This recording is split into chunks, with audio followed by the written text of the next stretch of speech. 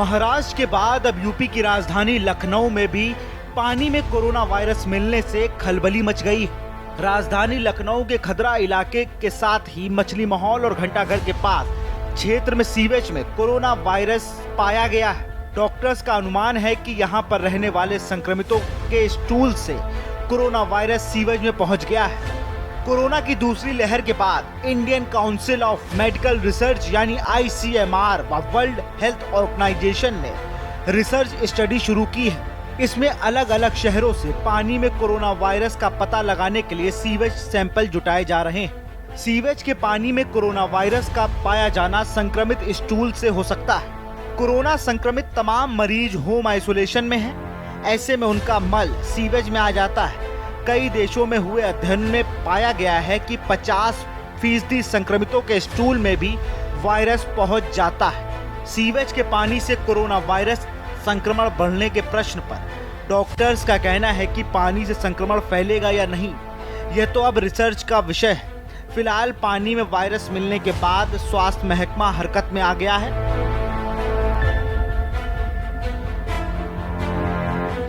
Special tax के news India.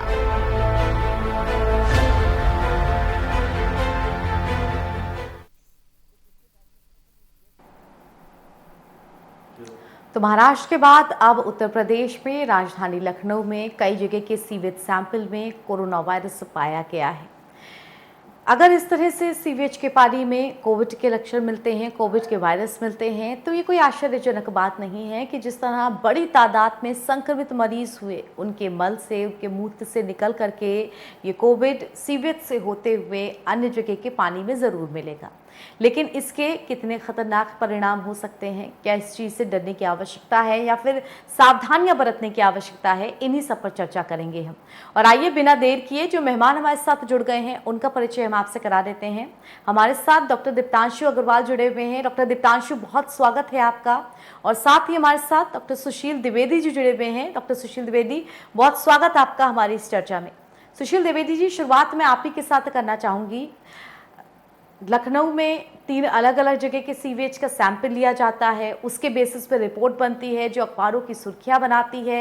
हालांकि अभी इतने बड़े पैमाने पर डरने या फिर घबराने की ज़रूरत नहीं, फिर भी एक स्वस्थ चर्चा इस पे होना बहुत ज़्यादा ज़रूरी है कि पानी में ये वायरस मिलना कितने खतरनाक हो सकते हैं। क्या आम जन को या जो कहेंगे दर्शक जो इतना विज्ञान को नहीं समझता है, वो अचानक से इस चीज़ को सुनेगा तो कितना उसको भय मनाने की ज़रूरत है? क्या ये पूरी चीज़ है?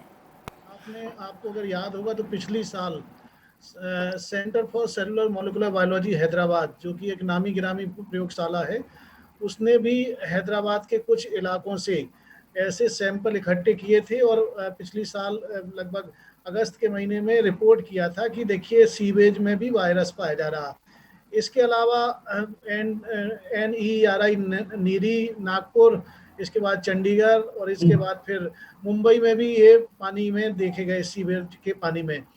तो ये एक सीधी सी बात है कि अगर किसी एक लोकलाइज एरिया में, किसी एक जगह में अगर नंबर ऑफ द पीपल ज़्यादा अफेक्टेड होंगे तो उनका जो भी फीकल मटेरियल निकलेगा तो उसमें ये वायरस के अंश पाए जाएंगे और उसके आधार पर उसका जब सीवेज का जब टेस्ट किया जाएगा तो एक फिर इससे परसेप्शन मिल सकता है कि भाई उस पर्टिकुलर एरिया में कितने लोगों को इन्फेक्शन हुआ है और कितने लोगों को मतलब वायरल लोड के आधार पे हम एक तस्वीर खींच सकते हैं पूरे शहर की।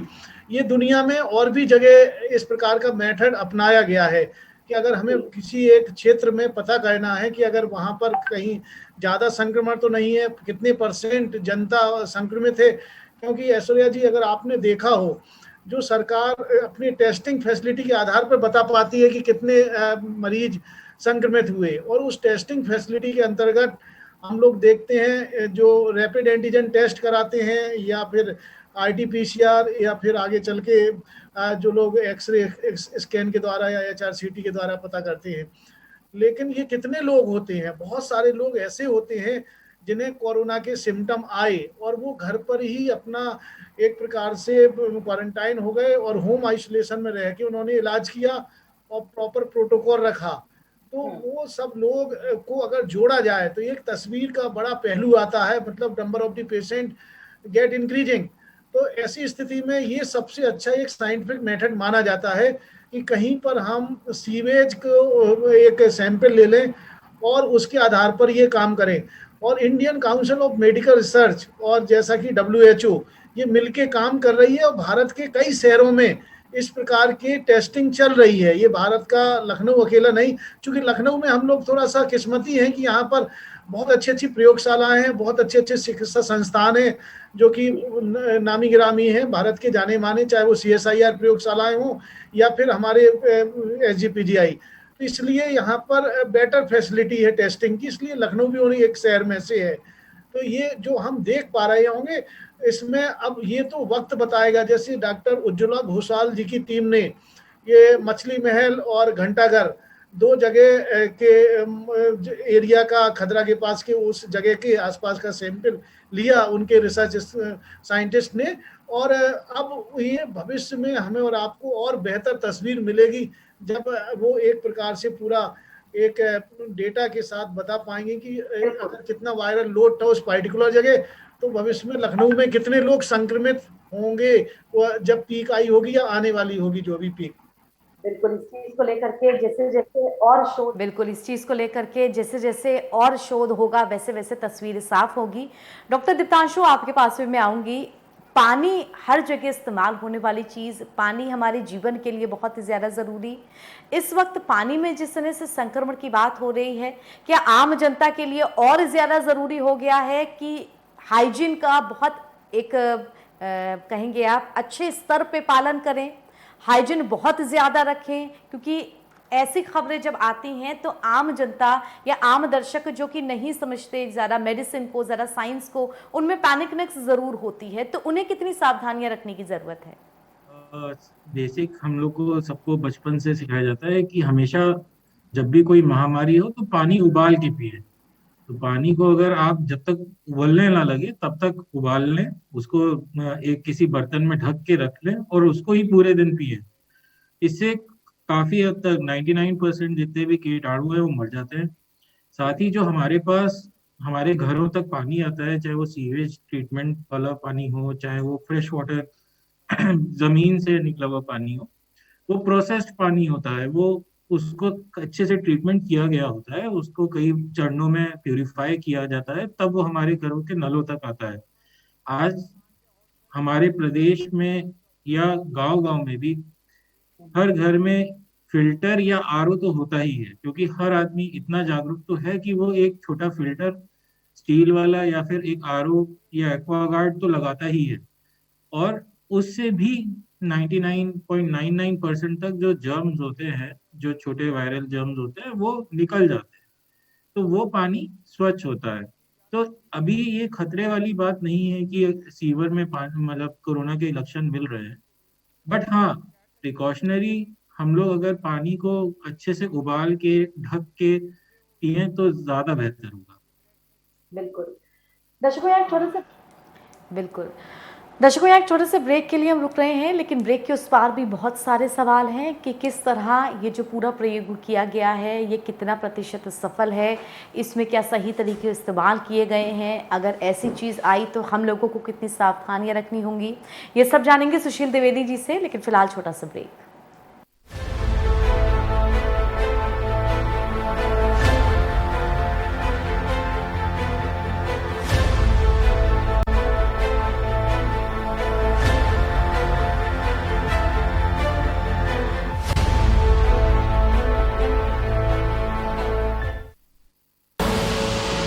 देख रहे हैं के न्यूज, खबरों का सारथी। जुबान के लिए उड़ चला गैरों की ज़मीं पर, खुशबू अपने पन की ढूंढता और दूर कितना भी जा, इस जुबान से दूर ना जा पाओगे। विमल, बोलो जुबान केसरी।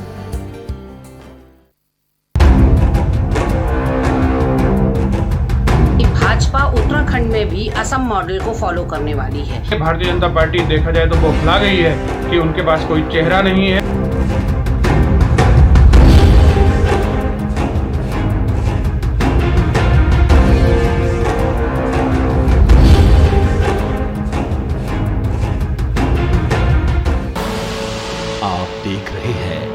की न्यूज, खबरों का सारथी। ब्रेक के बाद स्वागत आप सभी का। अपनी चर्चा को जारी रखेंगे, लेकिन उससे पहले आप सभी को लिए चलते हैं जहां उत्तर प्रदेश के सीएम योगी आदित्यनाथ क्या कुछ कह रहे हैं, सुनते हैं।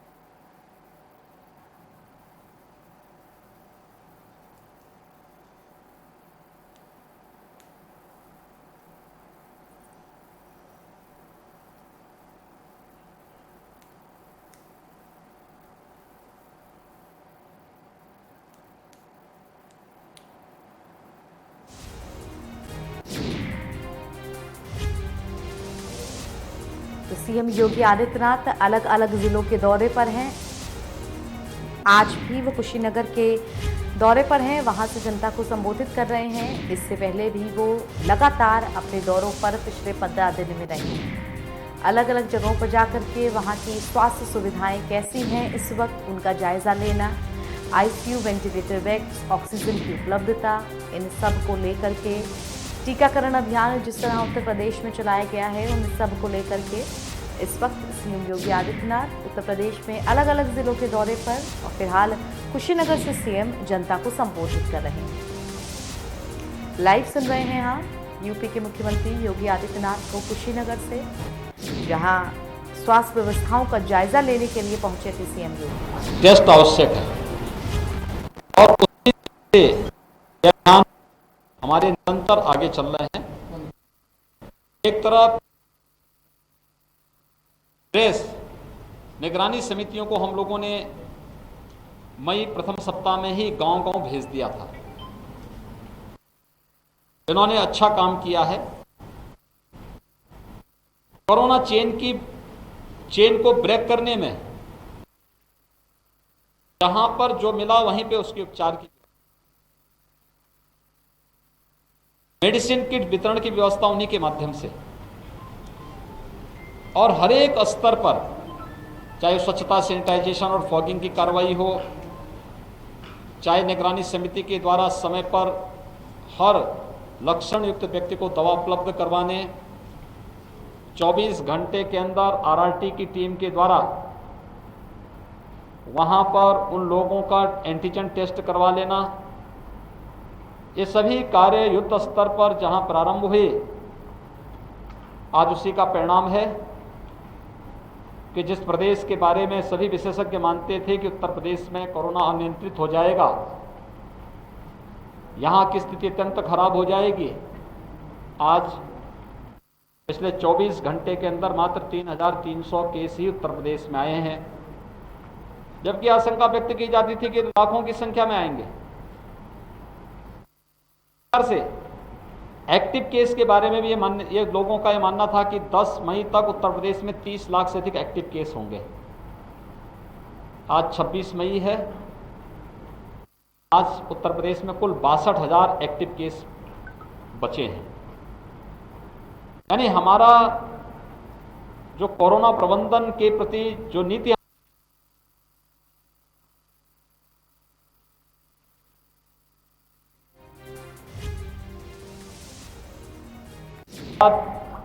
जो कुछ नए कॉम्प्लिकेशंस देखने को मिले हैं, एक बहुत सारे पेशेंट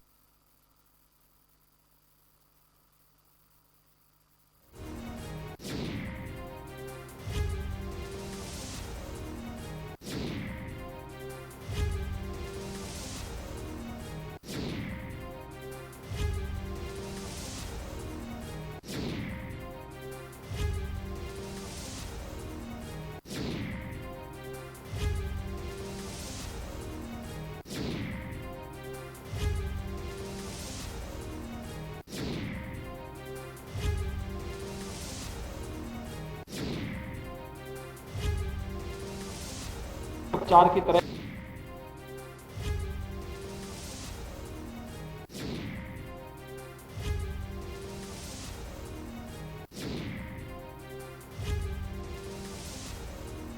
मेडिकल कॉलेजेस में 100 बेड्स के पीकू के निर्माण की कार्रवाई, डिस्ट्रिक्ट हॉस्पिटल में हमने 25 से 30 बेड के पीकू के निर्माण की कार्रवाई को प्राथमिकता के आधार पर आगे बढ़ाने के निर्देश दिए हैं और उस पर कार्य भी प्रारंभ हो चुका है।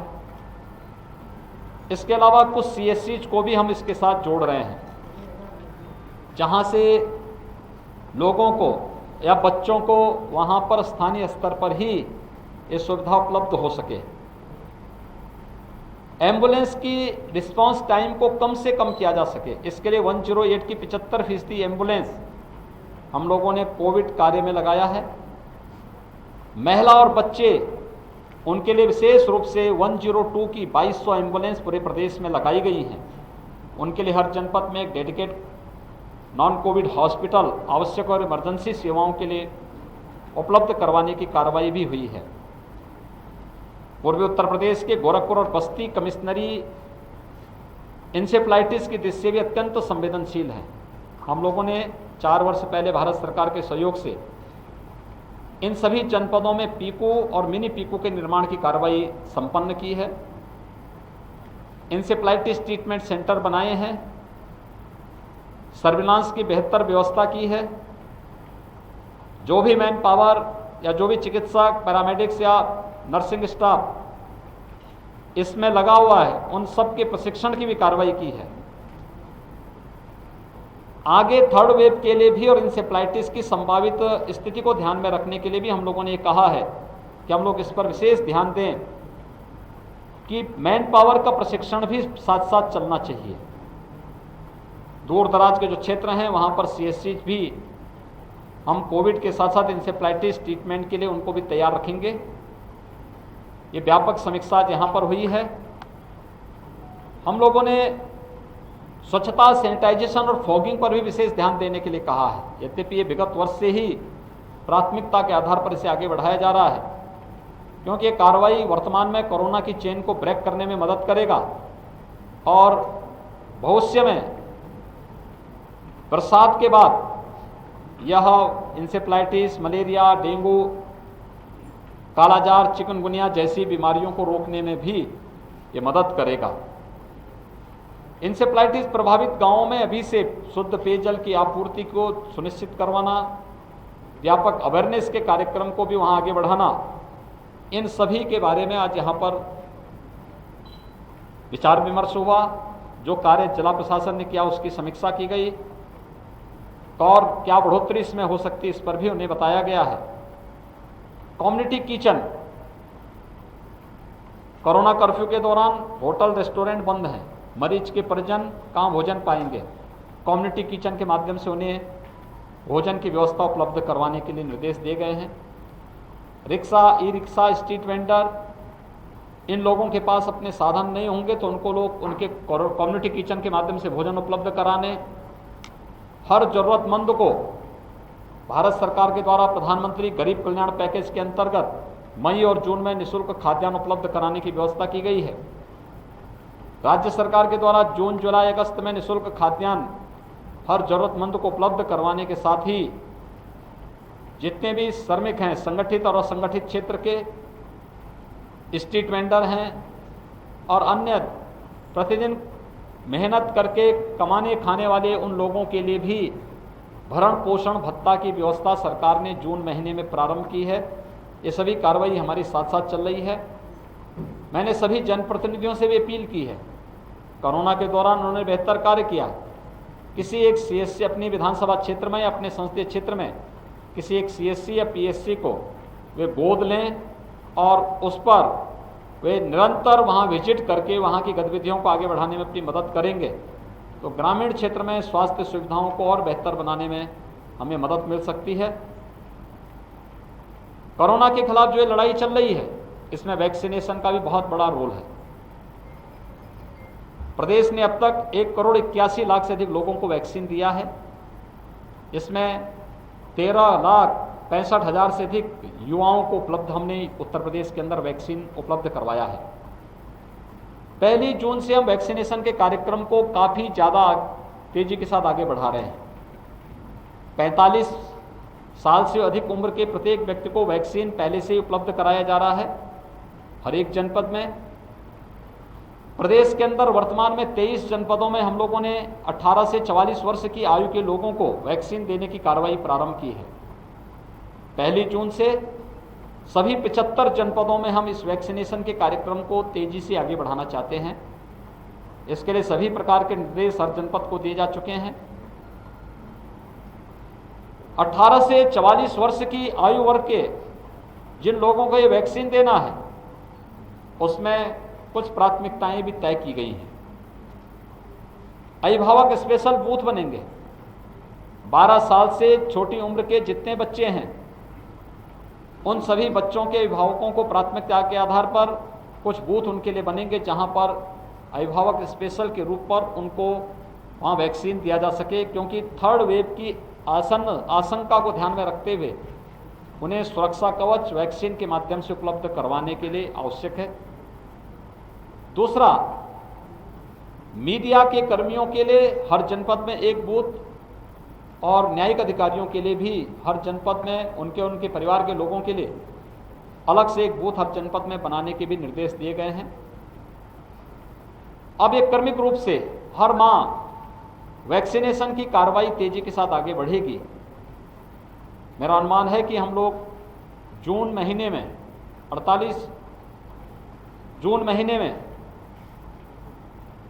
18 से 44 आयु वर्ग के 48 लाख युवाओं को ये वैक्सीन उपलब्ध करवाने में सफल हो जाएंगे और ऐसे ही 45 वर्ष की आयु के लोगों को भी अब तक हर महीने जितना वैक्सीन दे रहे हैं इससे ज़्यादा वैक्सीन हम लोग उपलब्ध करवाएंगे।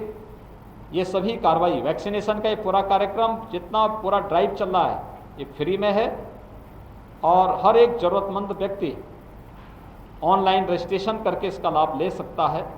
मेरी आप सबसे भी अपील है कि आप लोग मीडिया से जुड़े हैं, भारत के जागरूक नागरिक हैं।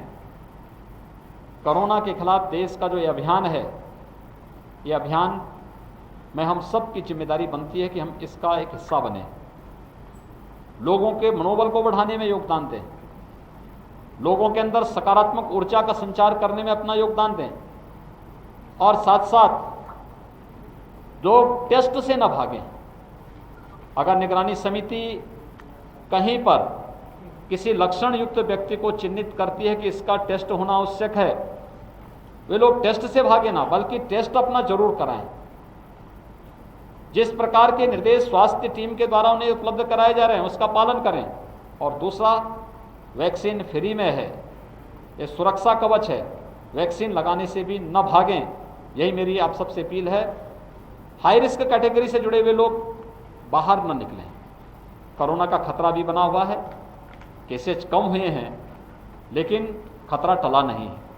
हमें सतर्कता और सावधानी बरतनी पड़ेगी।